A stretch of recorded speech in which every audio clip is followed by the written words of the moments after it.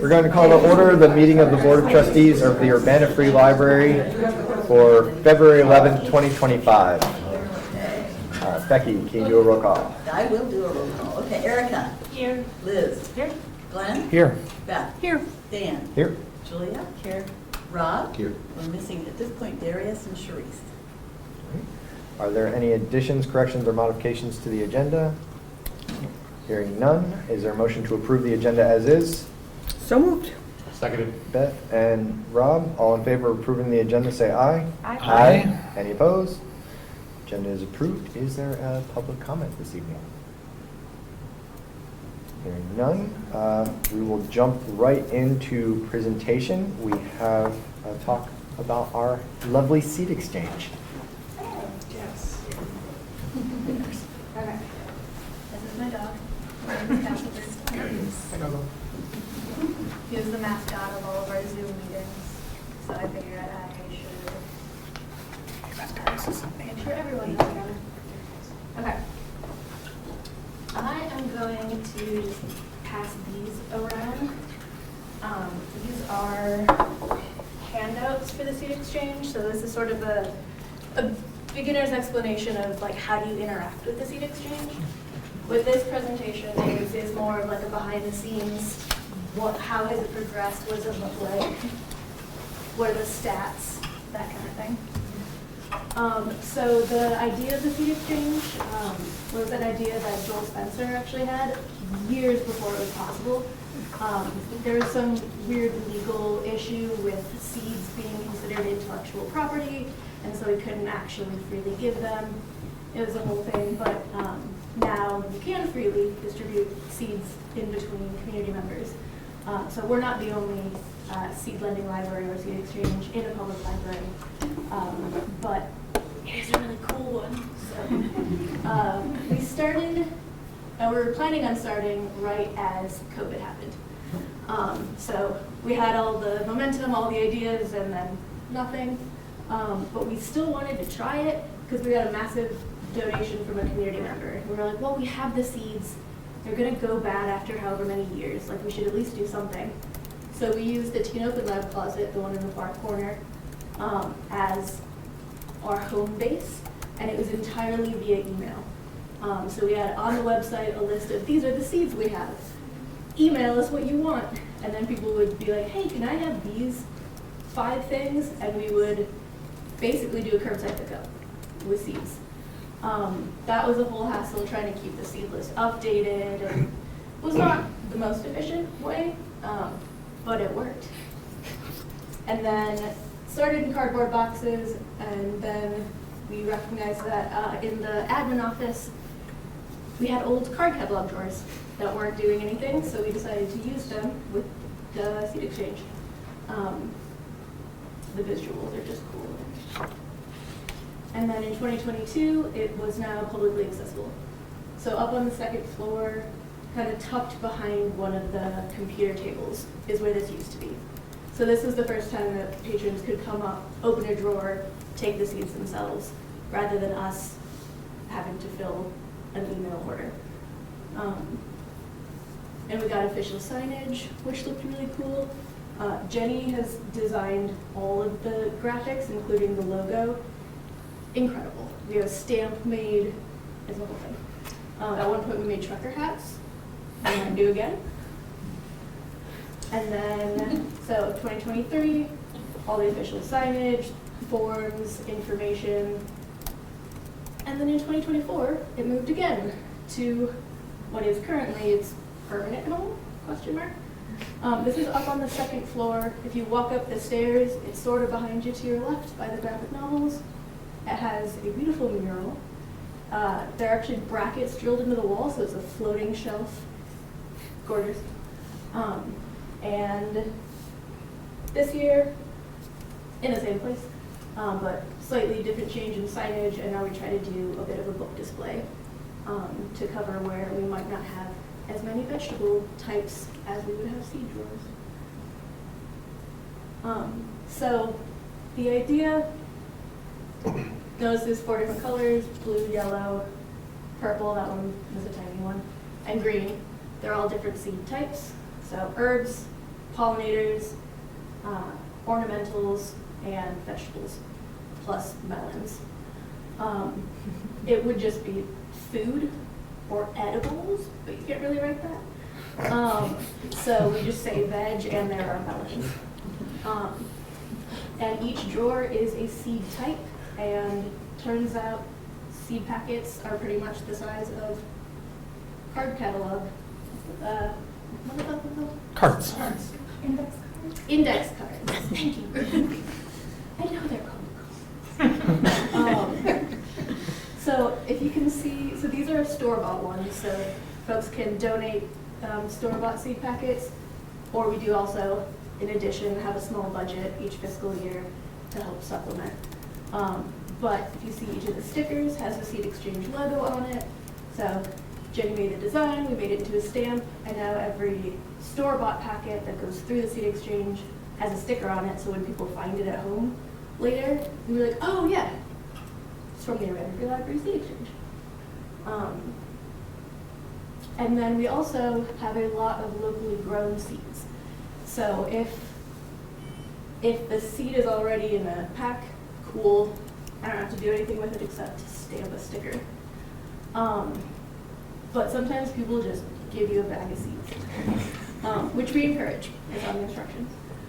So these actually all, if you're familiar with the librarian Sarah Bennett up in archives, she and I gathered all these seeds from her garden that she keeps at her apartment complex, grown in Champaign. So I'll make a label on the front with the name of it. With flowers, it's how tall. With vegetables, it's how long until it's ready to harvest. And then where it's grown. So this is kind of one of my favorite parts because we have things such as grown at the Culvers in Urbana because they let me gather their black-eyed Susan seeds. Or gathered in historic East Urbana if someone tells me that that's the neighborhood they got it from. So as niche as I can be, I try to be on the packets because that's like the cool part is getting more and more of it to be local.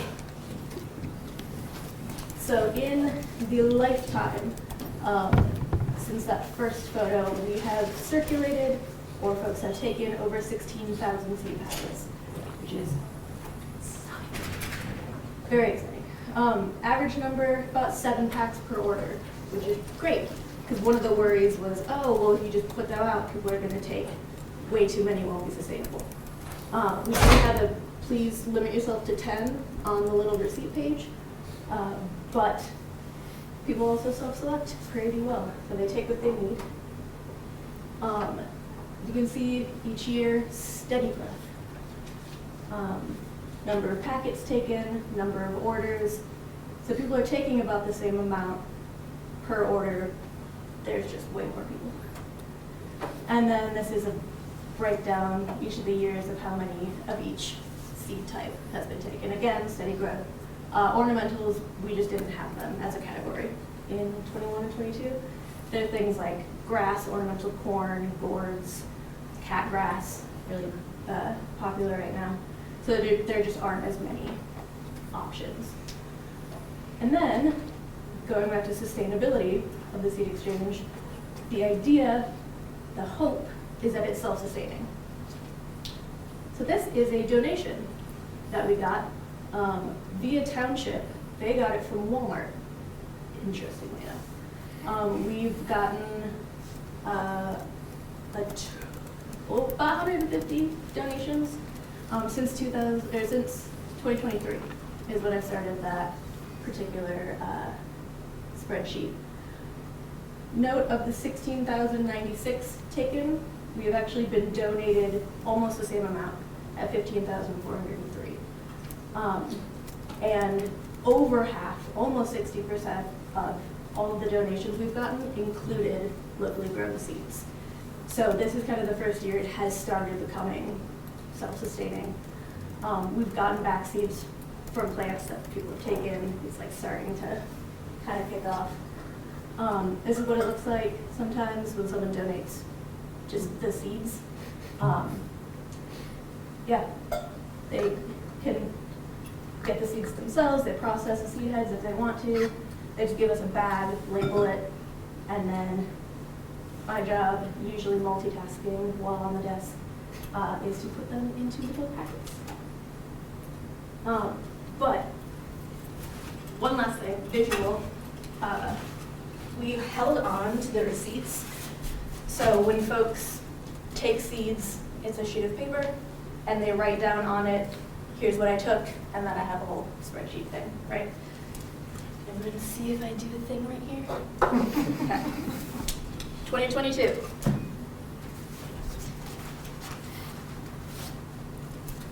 $2023.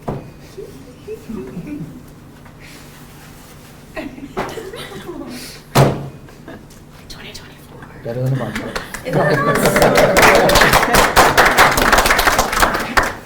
So, this is the seed exchange. If you haven't been up to see it yet, I would highly recommend. It's really cool to look at. Most of the pollinators at the moment are either locally grown or donated. So, vegetables, we've got a way to go. But pollinators, we're almost completely self-sufficient. Are there any questions? As I make my way this. I'm assuming that there's certain, what I call the bursty times of the year for both donations and people coming, and they coincide with the East Central Illinois growing months Yes. and harvesting months. Okay, so it's faint because this is the 2025 spreadsheet and this is the previous year. But we had a huge, obviously April is the highest one, but if you notice the spike in February, that is from a WCIA interview explaining and describing the seed exchange, so people heard about it. The link was passed around and it kind of spiked in popularity. But then, yeah, with the growing season, typically April is going to be your highest. But some people do seed starting indoors or they just get excited. So March is pretty popular as well. Thanks. Yeah. Do you have communications with other seed libraries or other public libraries that have seed exchanges? Is there like a community? Really. Or? I know Gretchen has gone and been able to see some other like local seed or local Illinois seed libraries. I got an email from the librarian wanting to start one, so I gave her a bunch of information of like how we started, things we tried that didn't make sense, the organization system we ended up with. I haven't heard back on that, but we kind of inspired a specific public library that I don't remember which one it is. Not as much, no. A lot of them are quite small. Often people will have just like a single plastic bin and that's their like seed lending library.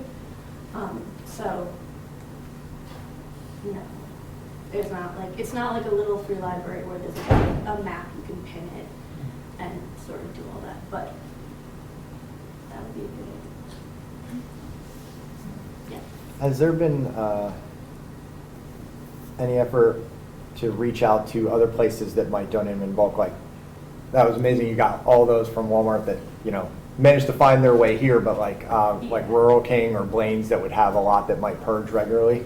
Yeah, so we have, so these are all the seed donors. We have reached out to, not as much locally. I know we've talked to Rural King. We have reached out to a lot of large like, seed companies. Yeah. To be like, oh, do you guys donate?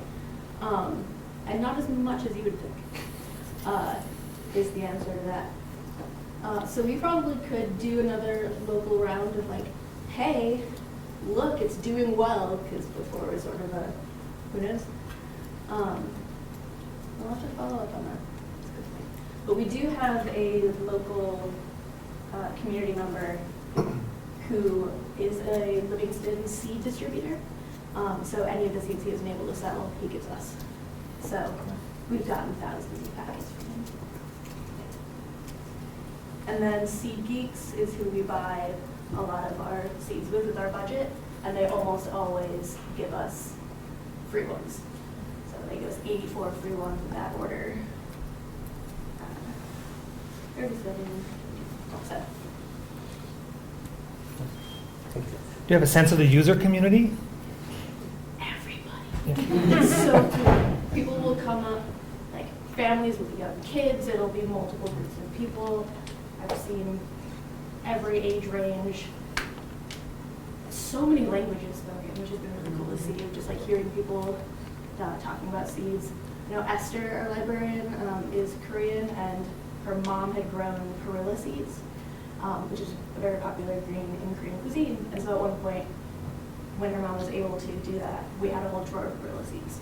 So trying to do that kind of thing is one of our goals as well, is to try to represent some of the cultural foods that are still possible to grow in Illinois, which is hard to live with. Have any of the seeds that have been circulated or donated ever found themselves being repurposed, like in the landscaping for the library, or like a featured project, like here's a plot with donated seeds? We have talked, not yet, but with the new redesign with the living gardens and whatnot, there has been some ideas brought up of like putting little signs of, oh, these seeds from these plants will be added to the seed exchange. Then that would involve staff time gathering the seeds and knowing which ones are actually, it's very detailed. Yeah. But yes, there have been talks of it. No, there has not been anything official. Yeah. 2 questions and a comment. Comment first, when the trucker hats come back in stock, please call me. Question 1, you have really good data. I really admire the degree of detail you've taken. Do you know what percentage of the slips that you have there are mine? If you can give me a sample of your handwriting. Maybe later. And a serious question along the community building aspect. Have you thought about, you're doing a lot of really great ad hoc community building and finding your seed savers and all that. Have you thought about using this as a platform along the self-sustaining line to sort of encourage more people to seed save and donate to the seed library? So we actually started in conjunction with the Solidarity Gardens, if you're familiar with, during the COVID era. So we were the seed leg of Solidarity Gardens. Still are, technically. So yeah, it started by being like, hey, would you like to grow local food and then distribute it to community members? And then if you want to bring seeds back, that would be really cool. But don't let that scare you from taking seeds, that whole thing. So yeah, that is very much the goal of the seed exchange, is to encourage people to grow seeds, and then creating local strains would be really cool. I don't know how possible it is, but learning about the whole life cycle of a plant, harvesting, blah, blah, blah. Yes, that is the goal. I wonder if you would consider adding a voluntary listing of community seed or gardens, community gardens. Because I know I have a granddaughter in Champaign who's starting one in her backyard, probably starting this year, but not ready for much until the following year as they build it. Yeah. So that people could see where A, there are community gardens in different neighborhoods, and B, there might be community gardens that say, come and help us, exchange for produce, or she doesn't want to sell anything, but Yeah. that kind of thing. So we have a kind of a map in the Twin Cities of where gardens are. I want to say either that already exists, or I can think of a couple places where you can get data that kind of know all those. Like Meadowbrook has all of their plots, their neighborhood community gardens that are aware of each other. So that's very much, yeah, trying to map that out would be really cool. Thank you very much. That's great. Thank you. Retroactively, I don't know if I actually introduced myself. Hi, I'm Jordan Kale. I am one of the patient service librarians. I also do team programming. I've been in this role for about 5 years. Prior to that, I was an intern, and prior to that, I volunteered with Teen Urbana. So I've been with the team for about 7 years now. Thank you.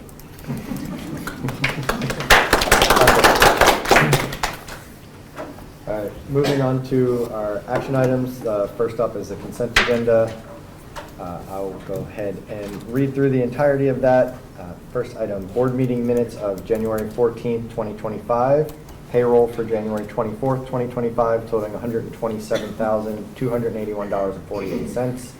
Payroll for February 7th, 2025, totaling $126,070.68. Bills for January 17th, 2025, totaling $24,041.63. Bills for January 24th, 2025, totaling $9,980.70. Bills for January 31st, 2025, totaling $9,445.39. And bills for February 7th, 2025, totaling $49,444.77. Would anyone like to separate anything out of the consent agenda? Is there a motion to pass consent agenda? So moved. Glenn, and a second. Second. And That was me. Seconded. Julia, quietly sliding in there. Any discussion on items within the consent agenda? Hearing none, all in favor of passing as is, say aye. Aye. Any opposed? Consent agenda is passed. Moving on to the individual items. The first is Resolution 2025-01. This is a resolution to accept a very generous gift from a local patron, $40,000 from Susan Zagorski. I don't think we would say no to that, but does anyone have a motion for 8.1? I move that we accept that gift. Quickly. In a second. Second. Erica, any discussion on said item? Thanks, a hearty thanks. All in favor of accepting resolution 2025-01? I didn't realize it's the first one too, didn't even think about that. All in favor say aye. Aye. Any opposed? Resolution is accepted. And second, partially in conjunction with that, is FY25 budget amendments for the addition of that gift to the general funds and for staff appreciation and a minor tweak to an increase in the insurance premium. Is there a motion for the FY25 budget amendment? So moved. Liz, and a second? Second. Rob. Any discussion on those items? Hearing none. All in favor of passing budget amendment, say aye. Aye. Any opposed? Budget amendment is passed. And that moves us into discussion with Beth. Right.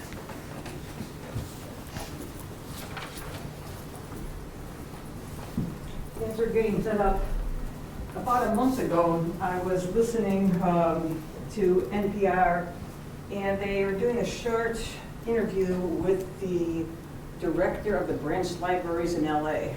And what kind of got me thinking is, they said, well, you know, you did all this planning, do you feel like you were prepared for the disaster of the Palisades Library burning down?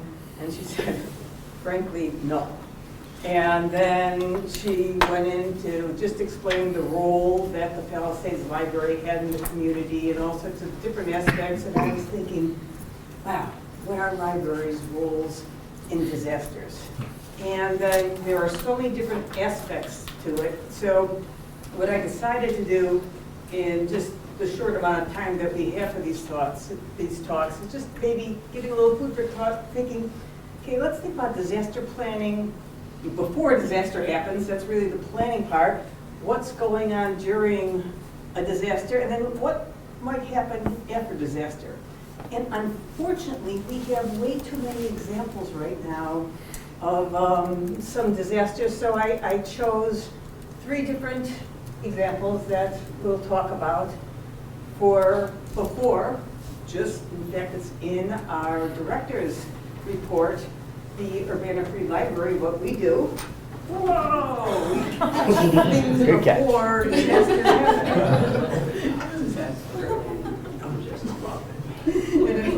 All right, that's great.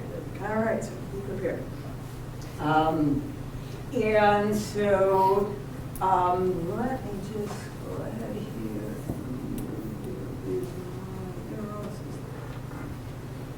So, in the director's report, we see a little blurb that says, hey, yeah, Urbana Premier Library, we have a disaster plan. And this is kind of cool in that it's just been updated as of December, and it's really worth looking at.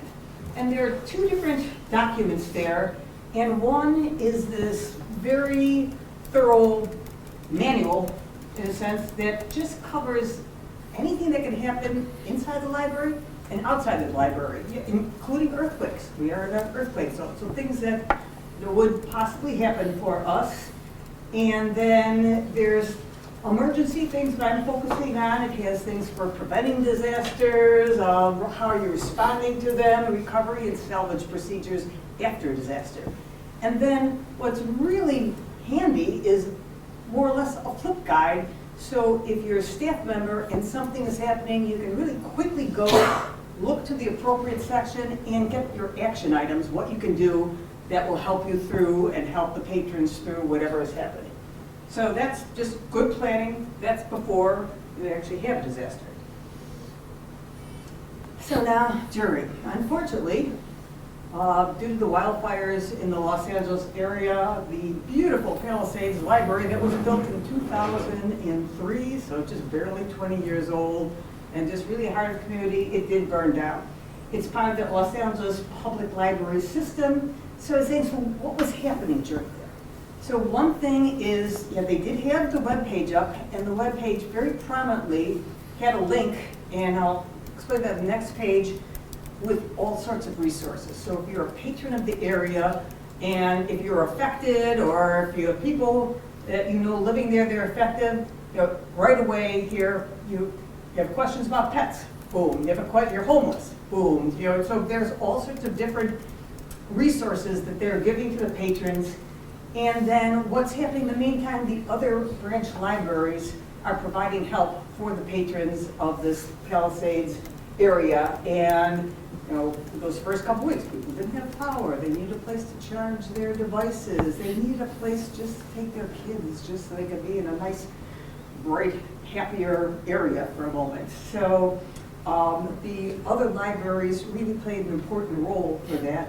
And then the senior librarian for the Palisades branch was relocated to another branch, but then the patrons could continue to interact with her, and she knew them, so she could help them with various needs that they might have had. So that was happening during the fire period. And then this was the page, the library link to, and it was very, very impressive. So I tried to blow this up a little bit, so the font's a little bit goofy. But if you click on health and safety resources, there's just all sorts of good information. Shelter and housing services, you have the pet assistance resources. And so this was just tools that they were giving the patrons. And so this was actually the Los Angeles emergency page, but it was there prominently on the library webpage, because where people go to find information, they go to the libraries, whether in person or online.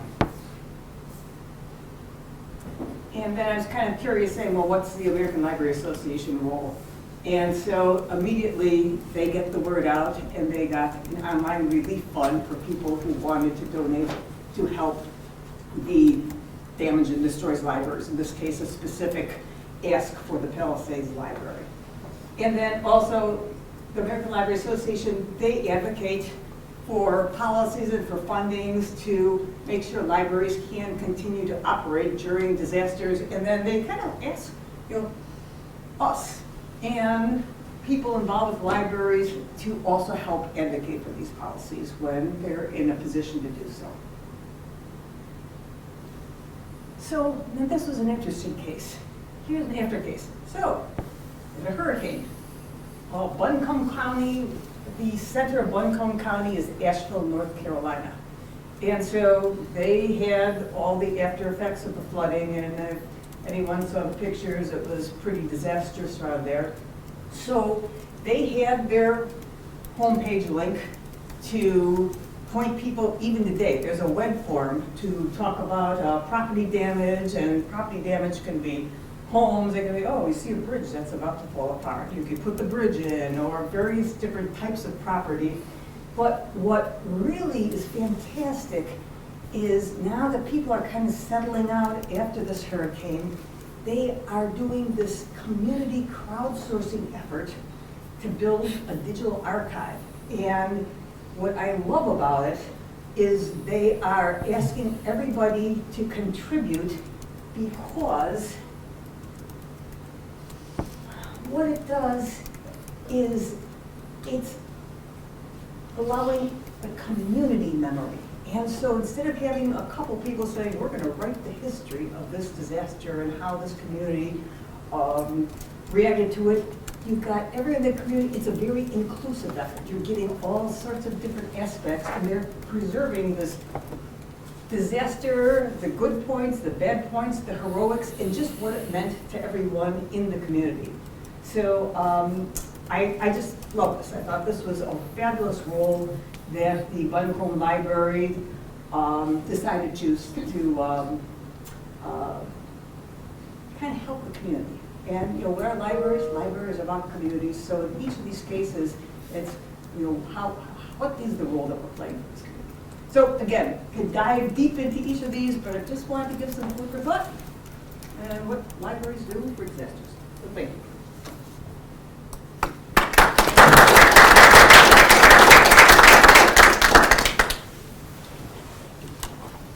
Thank you. A lot of good information. All right. Moving into liaison reports. First up is Friends. Liz?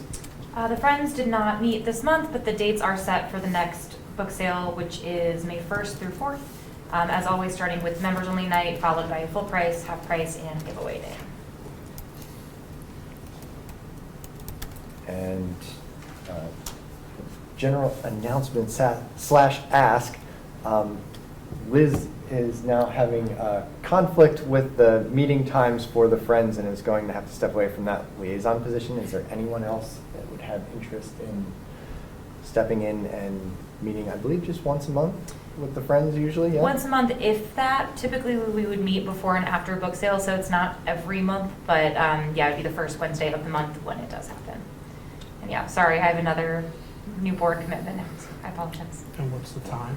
Noon. Noon? Yes. Noon morning. The first Wednesday, but not every month. Most months. First Wednesday of some months. Correct. Anybody able to step into that one? I can do it if no one else wants to. Yay. Erica, it is. Thank you, Erica. Thank you very much.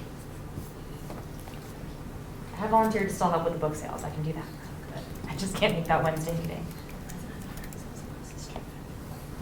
For the Library Foundation, just to note again that we are way past the goal for the year and still have 4-5 months left in that. So that's just incredible. It's amazing how many people stepped up this year to help with that. And I think it's just going to make everyone set their sights higher for the next year. Dan, do you have a sense of what led to that? Was there a particular outreach effort that was? One of the board members, the newer board members, Joe, created that advertisement video. I think that helped a lot. It was timed with the spring, you know, the beginning of that, the next ask, which was also subsequently timed with that the gift match. So we hit the threshold for that and just continued to go up. So get the word out. It's important. And Rob, IHLS. So tomorrow's Member Day. That it is. That's all I got. It is Member Day. So you have, what, a couple hours left to sign? Enough, if you haven't already. I'm not sure when the registration actually closed. All right, I'm but- guessing it's probably tonight, but I don't know for sure. It depends, you know, every online conference is different. And if you did register, again, you should be able to view things asynchronously, I should hope, but. They did say they were gonna do that. I know they've done that in That's- years that's past. usual, It's all virtual, but even if you can't make that, the link remains active, so you can go in and see the slides and usually the talks themselves, actually, recordings of them. And the platform they're using is really cool, so like you just enjoy seeing meeting platforms. It's pretty neat. See you all there tomorrow or present tomorrow.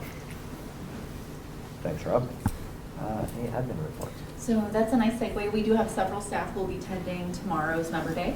So Urbana will be well represented.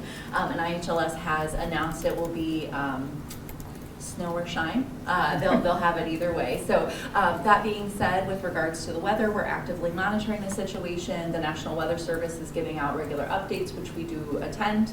And they are downgrading the risk actively with each update up to this point. So it looks like minor inconveniences to travel, but otherwise nothing big.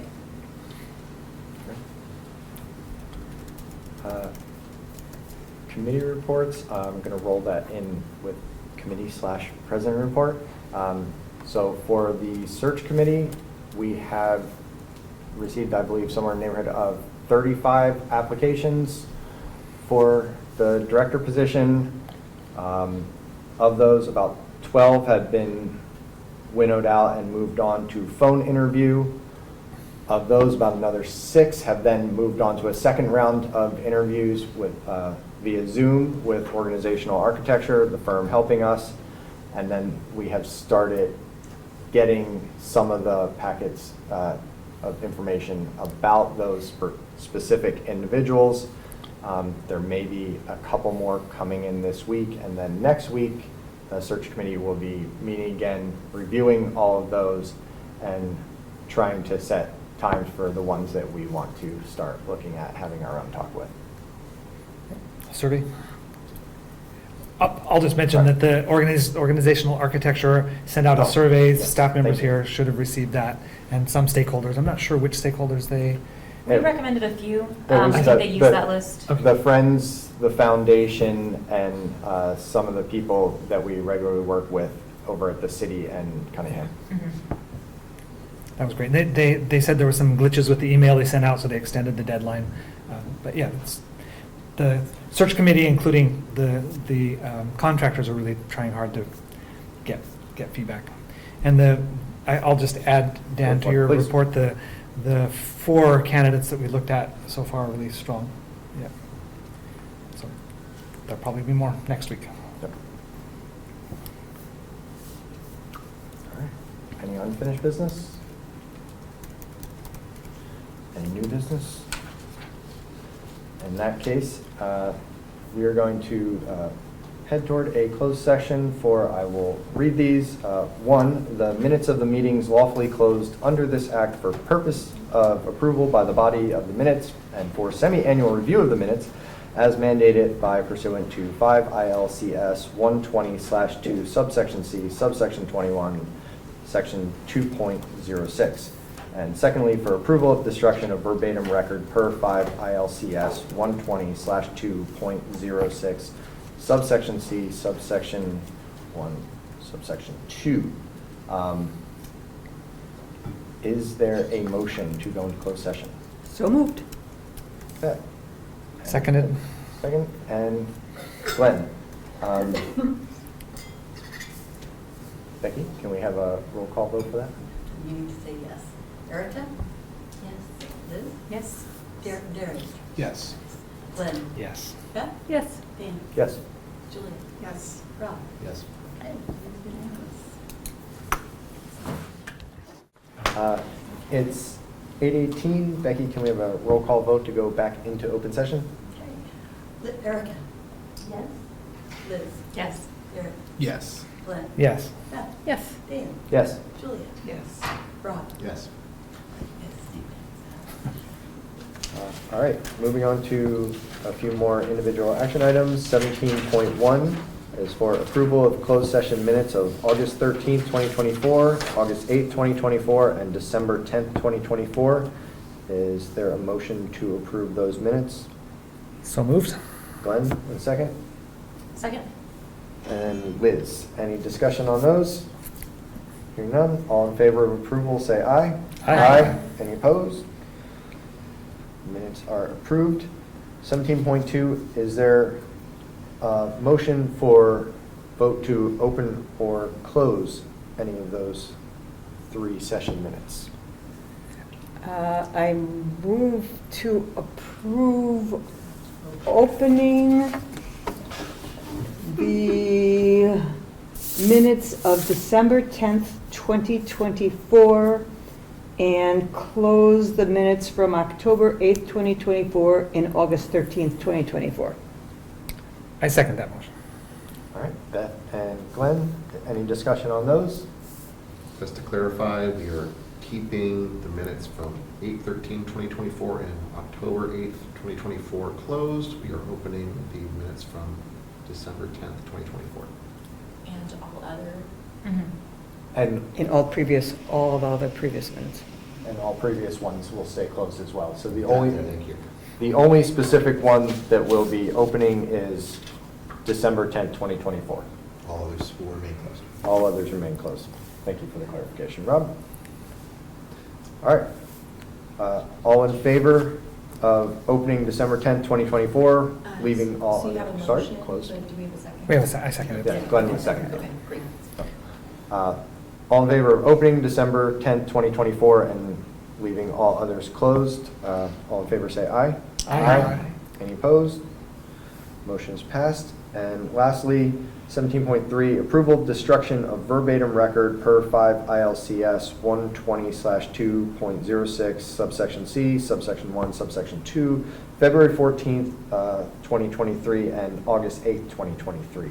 Is there a motion for that? So moved. Julia, and a second. Seconded. And Rob, any discussion on those? All in favor of approved destruction of verbatim records for those two, say aye. Aye. Any opposed? And motion is passed. And the all-important final segment, is there a motion to adjourn? Moved. Erica, in a second. Second. I was surprised that there was no one else. Race I'm to the glad. bottom. All in favor of adjournment, say aye. Aye. Adjourn. All right.